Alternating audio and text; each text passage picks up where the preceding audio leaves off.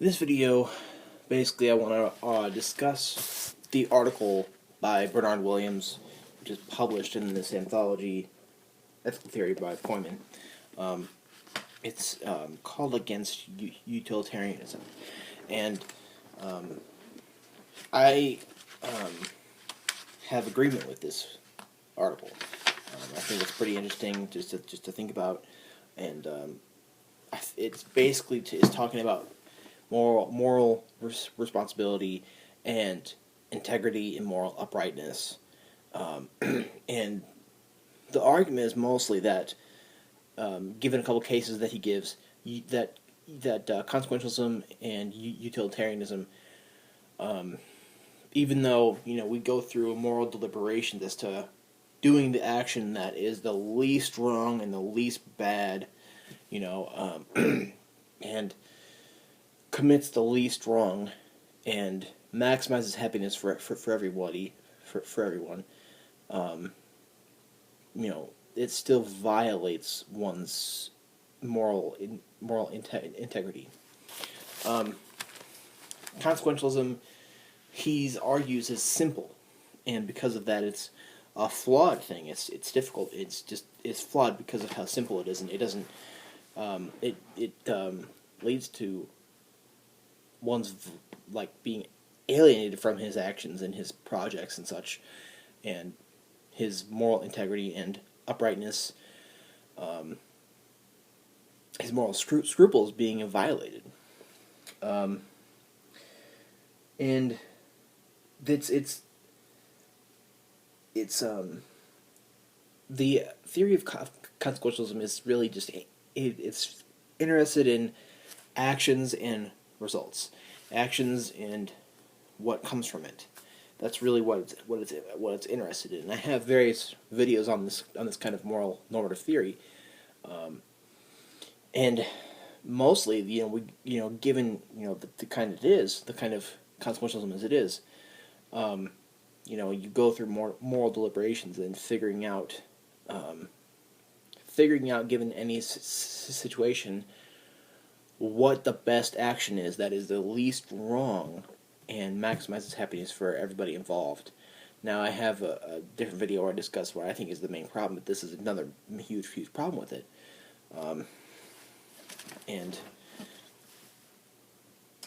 And there's the issue of moral responsibility here, because that it's that kind of factors into your moral integrity and your uprightness and your moral scruples. And it's not positive responsibility is that we're responsible for what we do. If we kill someone, we're going to have psychological effect, which is negative on us, and it's going to have difficult effects on us, and we're going to feel responsible for whatever we do, no matter what it is. Williams puts in an effect of negative responsibility as well, and what that is that we are also not only are we responsible for the things that we do and things that we engage in, we're responsible for not doing things that we should do. We're responsible for not preventing bad things and allowing bad things to happen that we could prevent. And it's just like it puts a lot of value. It puts a lot of value on states of affairs and moral deliberation itself. What we should do given certain scenarios, and it's a very simple thing, though. It's a very simple, moral normative theory, and that is where Williams kind of, shows that this is faulty, it's flawed, and it's problematic. And the cases that he gives here are meant to show that, he's showing that moral utilitarianism would give you an answer as to what this person should do. However, even though utilitarianism gives you the least wrong and most maximizing of happiness that you should do, there's still, a kind of moral integrity that's violated, a moral uprightness that's violated, and, that alienates you from what you do, from who you are. Or basically, that's kind of not really who you are, but from your project, because it's about the projects, the actions, the rules, and the moral deliberations. It's about factoring all the stuff in that we should factor in, and acting the best way, doing the best actions. First, we have the case of the unemployed scientist, and his name is George. He has a PhD in chemistry, and he's having a hard time getting a job in his field. He has his PhD and everything, but he's having a difficult time. He doesn't he doesn't have great health, and him and his wife are having difficulty making ends meet and getting things that they need to get to survive. And they have small kids, and every problems that they both have with money and everything, and the health that he's in, it's making the whole family be very tense and stressed out. It's like a very tense environment, and it's having a very negative effect on the children, and it's affecting their lives very, very much so. And and then another chemist can get George this job. He has this job that he can do, but it's research into biological and chemical warfare.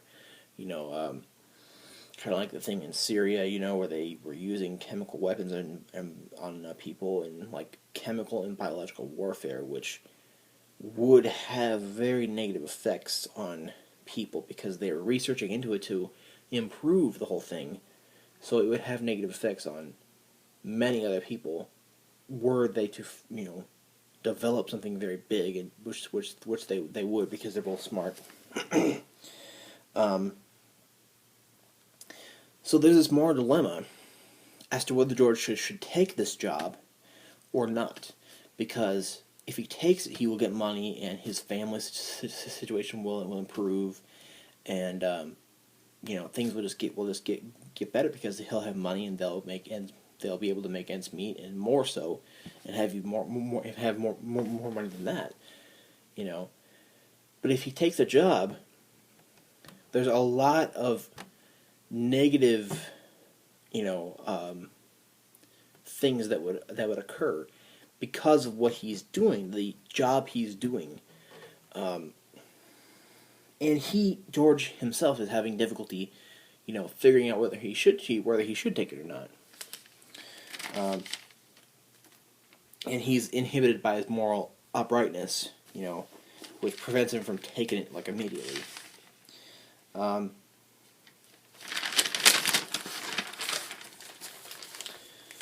And the thing is that if he doesn't take it, it'll go to somebody else, and that stuff will happen anyway. The chemical and biological warfare will keep on developing anyway, and somebody else will get the money. Somebody else will do this, and if he doesn't, then somebody else will, and it's just like a dilemma. So what does George do?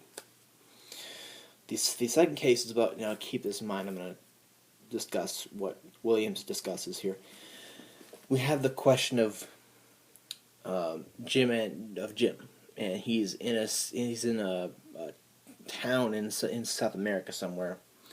There's a soldier that's holding up 20 Indians with a gun, and there's 20 of them, and they're all in a row, and they're freaked out, and they're horrified and terrified because they're getting close to dying and being killed.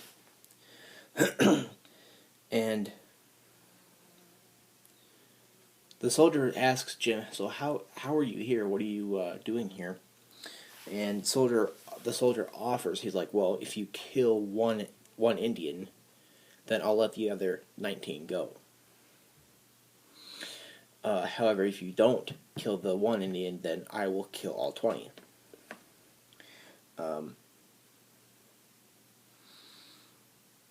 And Jim thinks about, well, maybe I'll hold the soldier captive and let everybody else go.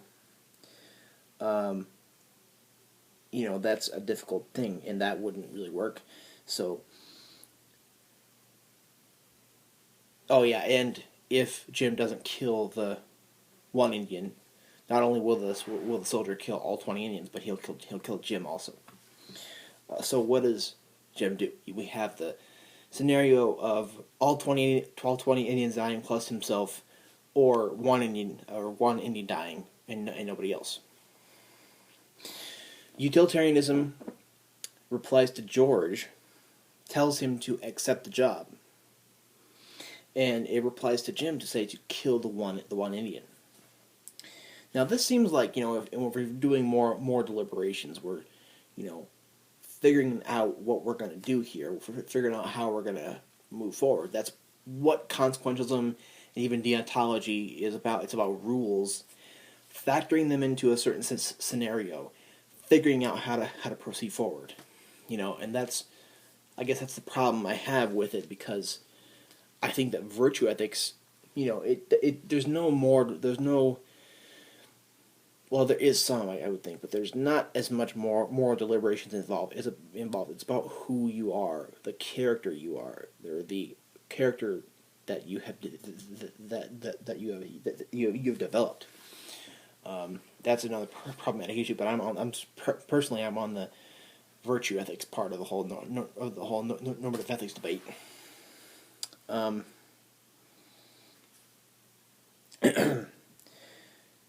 So, what factors into deliberation of these cases? It's specific responsibility for what you do and what you allow, like positive and negative responsibility, and it's about your moral uprightness, your moral scruples, your integrity. And utilitarianism makes the value of integrity very difficult and unintelligible. That's what William says. And we have the issue of the psychological effect on the agent, the person who's acting. The effects of a case, of project, of an action are bad enough to cancel out what comes as a utilitarian good. If Jim does kill the Indian, there's a lot of good. There is a lot of good in letting the other 19 go and himself living. But the psychological effect of killing that one Indian might cancel out scruples that Jim has. It's just this issue of squeamishness, feeling bad by the agent. It's the psychological effect that even though you're doing the least wrong thing, like with consequentialism and utilitarianism in general, for Jim, it's killing the one Indian and letting the other 19 go and himself living. That's the least wrong thing, and it maximizes good for everybody involved. However, the integrity that he has, this moral uprightness, his scruples, are violated by killing the one Indian, and that has a bad psychological effect on him, and that has a possible effect of canceling out the good for him.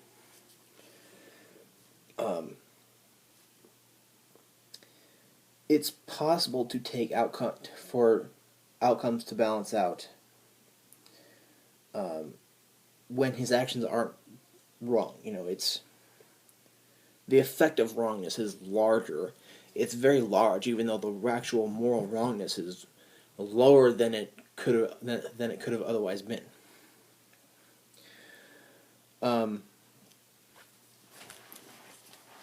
Williams says that utilitarianism causes alienation from your actions and your projects that you do in the world, and that one does for your desirable outcomes and your happiness. If you act for your desirable outcomes and your happiness, your moral integrity is violated. That's the main point here, and that it is very simple. Utilitarianism and the deliberations that come from that are quite simple, and that's the problem. Because there's still the violation of your uprightness, your moral uprightness, and your moral scruples. If one doesn't do a disagreeable act, somebody else will. That's a negative responsibility thing. And the fact that utilitarianism is simple and it's simple-minded, that is why it's flawed. I guess the question here is, does this really pose a problem for any kind of, not only for, I would say it definitely poses a problem for utilitarianism, but I think it poses at least not near as much of a problem, but a problem for moral absolutist theories as well, because it's even when you are living by some moral absolutist rules and obligations that are morally absolute according to the person who is the moral absolutist, you have to go through a lot of moral deliberations, given a certain scenario. And there's an action that is more wrong and there's an action that is less wrong, but you still could end up having your integrity violated. Also, like how Kant, he said that we should never lie given any circumstances ever. I think that if this is the whole thing I say, I'm against moral absolutist theories as well, because I think that there are times when it's appropriate to lie. If somebody who is a acquaintance to me asks me, do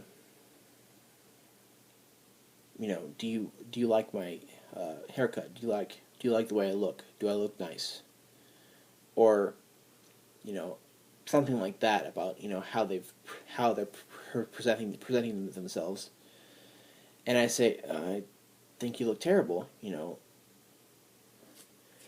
For somebody who doesn't have antisocial psychological disorders, that's going to have a really bad effect on your moral integrity.